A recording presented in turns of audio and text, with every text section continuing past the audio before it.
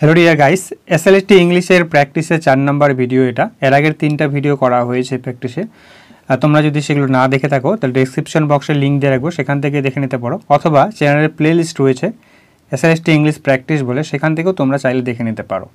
तो प्रथम कोश्चेन कि आछे चलो देखे नेওয়া যাক। प्रथम कोश्चेन जेटा देওয়া আছে the world is too much with us late and soon here late and soon means होच्छे कि अच्छा এই কোশ্চেনটা উত্তরগুলো আমি আনসারগুলো বলার আগে তোমরা মনে মনে দেওয়ার চেষ্টা করবে যে আনসারগুলো কটা ঠিক হচ্ছে তোমাদের আর অবশ্যই কমেন্ট বক্সে তোমরা কত স্কোর হচ্ছে তোমরা নিজেরাই সেটা অবশ্যই কমেন্ট বক্সে লিখবে তোমরা। তো কি বলছে প্রথম question the world is too much with us late and soon here late and soon means হচ্ছে লেট এন্ড সুন মিন্স হচ্ছে কি হবে বলো কুইকলি স্লোলি অলওয়েজ না আর্লি। তো লেট এন্ড সুনস মিন্স হচ্ছে যেটা বোঝানো হচ্ছে এটা হচ্ছে অলওয়েজ বলতে পারো বা all the time at all the time বলতে পারো অথবা প্রেজেন্ট পাস্ট ফিউচার এইসব যদি অপশনগুলো থাকতো তাহলে তোমরা কিন্তু সেটা দিতে পারে। এটা এট অল দ্য টাইম যদি থাকতে পারো অল দ্য টাইম ঠিক আছে সেটাও দিতে পারতো তোমরা অথবা এখানে থাকতো যদি প্রেজেন্ট তারপরে পাস্ট অ্যান্ড ফিউচার ঠিক আছে সেইগুলো কিন্তু তোমরা এখানে যদি অপশনে দেওয়া থাকতো তাহলে সেগুলো হচ্ছে সেখানে অলওয়েজ মানে সব সময় আর কি বাট অল দ্য টাইম এই অপশনটা হয়ে যাবে। নেক্সট বলছে thine azure sister of spring who is refer to the azure sister. এখানে এজিওর সিস্টার বলতে কাকে বোঝানো হয়েছে the west wind of winter the cloudless and blue sky the zephyr gentlest wind west wind of spring নাকি autumn. তো এখানে যে কী বলছে এজিওর সিস্টার বলতে কিন্তু যে জেফার বলতে যা স্প্রিংকালের যে ওয়েস্ট উইন্ড জেন্টলেস যে ওয়েস্ট উইন্ড যেটা মৃদু ওয়েস্ট উইন্ড সেটাকে কিন্তু বোঝানো হয়েছে অপশন নাম্বার সি হয়ে যাবে তোমার আনসার। নেক্সট দেখো কি বলছে 3 নম্বর কি বলছে the poet first visited cool park in the year. হ্যাঁ কী হয়ে যাবে এটার আনসার বলো দেখি 1897 1916 1935 নাকি 1997। দেখো ভালো করে জিনিসটা বোঝো এই কবিতাটা কিন্তু যেটা লেখা হয়েছিল সেটা কিন্তু 1916 সালে লেখা হয়েছিল ঠিক আছে। এবার কবি যখন এসেছিলেন ফার্স্ট টাইম তখন কিন্তু কবিতাটা লিখেননি এই ফার্স্ট টাইম আসার মানে প্রথমবার যখন এসেছিলেন মানে প্রথমবার এসেছিল হচ্ছে তারপরে আবার এসেছেন যেটা তখন এসে নিয়ে কিন্তু 1916 সালেই কবিতাটা লিখছেন। তো প্রথমবারে এসেছিল 19 বছর আগে এসেছিল এর 19 বছর আগে 1916 19 বছর আগে। হ্যাঁ এই জন্য একটা কবিতার লাইন ছিল 19 অটাম হ্যাজ কাম আপন মি অর্থাৎ 19টা অটাম আমার উপর পার হয়ে গেছে অর্থাৎ 19টা শরৎকাল যদি যায় তাহলে তার মানে 19 বছর গেছে তারপরে তার মানে এই 1916 থেকে আমরা 19টা মাইনাস করব 19টা মাইনাস করলে যেটা আসে 1897। তো সেটার সেই কারণে এটার আনসার হয়ে যাবে তোমাদের 1897 অপশন নাম্বার এ নাম্বারটা ফার্স্ট টাইম সে কিন্তু কুল পার্কে ভিজিট করেছিল। নেক্সট দেখো কি বলছে by his dead smile strange meeting থেকে by his dead smile I knew we stood in hell here dead smile বলতে কি বোঝানো এখানে কিসের এক্সাম্পল এটা ফিগার অফ স্পিচের মধ্যে যদি বলি ডেড স্মাইলটা কি ডেড স্মাইলটা কি হাইপারবোল এলিউশন ট্রান্সপার্ট এপিথেট বা মেটাফোর। তো এটা আনসার কী হয়ে যাবে বলো ডেড স্মাইল স্মাইল তো কখনো মৃত্যু হতে পারে না তো সেটা কী বলেছে সেটা কিন্তু এখানে আনসার হয়ে যাবে ট্রান্সপার্ট এপিথেট বা হাইপারলেজ বলতে পারি আমরা option number C number. Next দেখো কী বলছে দ্য স্কাইলার্ক ইজ অ্যাড্রেসড স্কাইলার্ককে অ্যাড্রেস করা হয়েছে কিসের সঙ্গে as blithe spirit because blithe স্পিরিটের সঙ্গে তুলনা করা হয়েছে কারণ বলা হয়েছে the bird is free from physical confinement and imperfection sorrow and sufferings.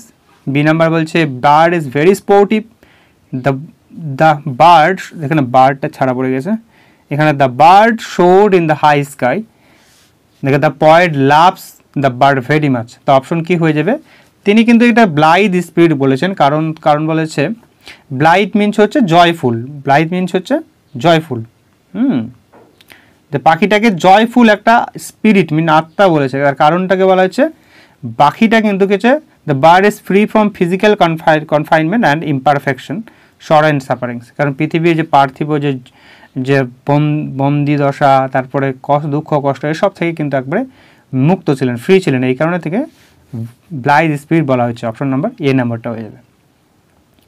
Next দেখো কী বলছে 6 number question the original title of the poem ode to a nightingale is দেখো ওড টু এ নাইটিঙ্গেল কিন্তু অরিজিনাল টাইটেলটা কি তিনি দিয়েছিলেন ode in memory of the nightingale, ode to the nightingale by century deathbed নাকি century ডেথবেড 1900। তো option হয়ে যাবে কি বলো, এটা আনসার হয়ে যাবে ওড টু দ্য নাইটেঙ্গেল। দেখো এই যে অপশনটা যেটা সি নাম্বার অপশনটা বাই সেঞ্চুরি ডেথবেড, এটা কিন্তু ডার্কলিং থ্রাশের, দ্য ডার্কলিং থ্রাশ ছিল না, সেইটার কিন্তু কি হচ্ছে, এটার কিন্তু অরিজিনাল টাইটেল, ঠিক আছে, এর আগে যেটা ভিডিওতে করেছি আমরা।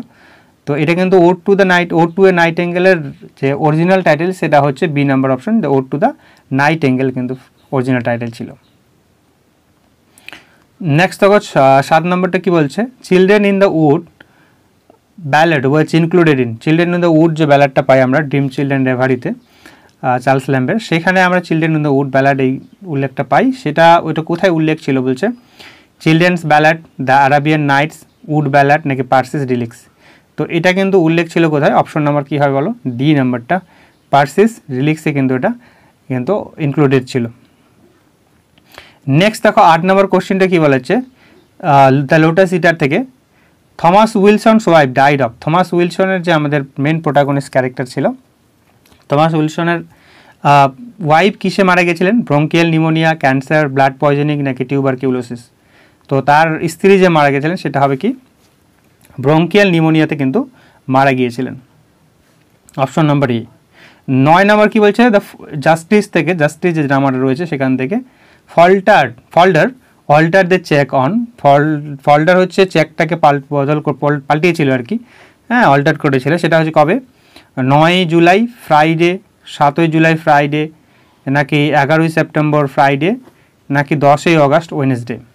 তো অপশন হয়ে যাবে কি তোমাদের হচ্ছে 9 নম্বর হচ্ছে বি নাম্বার অপশন হচ্ছে 7 জুলাই ফ্রাইডে হয়ে যায়।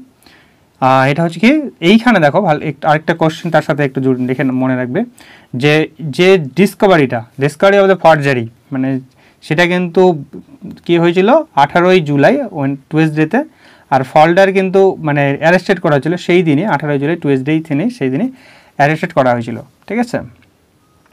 এই কটা তাহলে পাশাপাশি পড়ে রাখবে এই কয়েকটা কোশ্চেন। নেক্সট হচ্ছে দেখো 10 নম্বর, এটা হচ্ছে লাস্ট কোশ্চেন, 10টা কোশ্চেন করে রাখা হয়েছে, এর আগের ভিডিওতে তোমাদের 10টা করেই রাখা হয়েছে, এর আগের ভিডিওগুলোতে ছোট ছোট ভিডিওগুলো।